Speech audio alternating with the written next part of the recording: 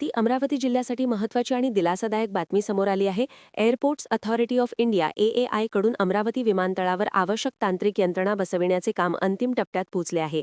या पार्श्वभूमीवर आता directorate general of civil aviation (DGCA) ची टीम लवकरच पाहणीसाठी अमरावतीत दाखल होणार आहे. DGCA कडून अंतिम तपासणी आणि मान्यता मिळाल्यानंतर अमरावती विमानतळावर रात्रीच्या वेळी विमानांची ये-जा सुरू करण्याचा मार्ग मोकळा होईल.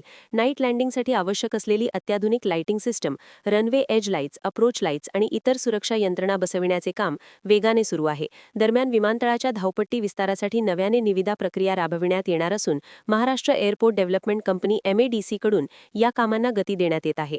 धावपट्टी वाढविणे, टर्मिनल सुविधांचा विस्तार आणि इतर पायाभूत सुविधा उभारणीमुळे अमरावती विमानतळ अधिक सक्षम आणि आधुनिक होणार आहे. नाईट लँडिंग सुविधा सुरू झाल्यानंतर अमरावती जिल्ह्याच्या व्यापार, पर्यटन आणि उद्योग क्षेत्राला मोठा चालना मिळण्याची अपेक्षा आहे. उद्योग क्षेत्रासाठी जलद प्रवासाची सोय उपलब्ध होईल, तर पर्यटन क्षेत्रातही नव्या संधी निर्माण होतील. विदर्भातील महत्त्वाच्या शहरांपैकी एक असलेल्या अमरावतीसाठी ही घडामोड विकासाच्या दृष्टीने महत्त्वाची पायरी मानली जात आहे. स्थानिक व्यावसायिक, उद्योजक आणि नागरिकांकडून या निर्णयाचे स्वागत करण्यात येत असून लवकरच अमरावती विमानतळ पूर्ण क्षमतेने कार्यरत होईल अशी आशा व्यक्त केली जात आहे.